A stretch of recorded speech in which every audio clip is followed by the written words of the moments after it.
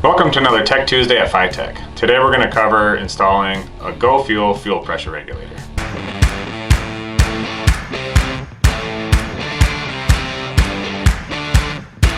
With external regulators, there are a few ways to install and route the fuel lines. On this application, we're going to route the fuel line so that the fuel pump feeds the fuel rail crosses over to the other fuel rail and comes back and then feeds the regulator, and the regulator will return the excess fuel to the fuel tank. The reason we're doing that is so that the fuel flushes through the fuel rails so there's no air pockets and also there's no debris buildup. There are other ways to route a fuel pressure regulator wherein you feed the fuel into the regulator and return to the tank and then have a line coming off as a deadhead into the fuel rail. That's an option that will work, but some of the drawbacks are that the fuel rails could have vapor in them, making it hard to start maybe the first time, or maybe if it sits for a long time it could drain out and the vapor's got to get sprayed through the injectors. There could be a little bit of debris built up in the back of the fuel rail, but usually with the mileage that we put on our cars, that's not going to be an issue. There's a small chance you'll have a water hammer effect too. That would cause a little bit of pulsing in the lines, and that can be dampened a little better with a through flow style. If you mount the fuel pressure regulator near the fuel tank, you can also have the same setup of deadhead. Some of the drawbacks to that is the fuel filter is usually going to be up towards the front, and as the filter clogs, it will reduce the fuel delivered to the fuel rails. If you're running a supercharged application, I highly recommend having the fuel pressure regulator in the engine bay so that you can run the boost reference to the vacuum port on the pressure regulator.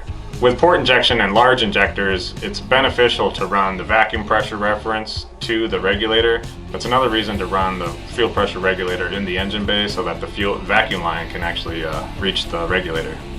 For the FiTech systems that you will need an external regulator, the Go port, the Ultra Rams, and the LS kits, and even the classic kits, they don't have a regulator built in, so you will need to have an external pressure regulator. And the tight fit or even the larger Regualtor fuel pressure regulators offer a good solution to that. The Regualtor external fuel pressure regulators are adjustable. There's a jam nut and a set screw on the top. Tightening them in will raise the pressure, and screwing it out a little bit will reduce the pressure. The fuel pressure that you should set it to should be set with a fuel pressure gauge, but typically we would desire having it set to 43 psi for some systems and 58 psi for some other systems. The pressure will determine how much fuel the injectors are able to flow, and that fuel flow ability is what determines the horsepower limits of our system. But it doesn't cause the engine to have that much more horsepower. It's just an ability to deliver enough fuel. The fuel pump also has to be capable of delivering that amount of fuel at those pressures too. So as injectors go, higher pressure will mean more flow, but as pumps go, higher pressures will be less flow from the pump because it's just unable to force enough fuel through the regulator at that pressure.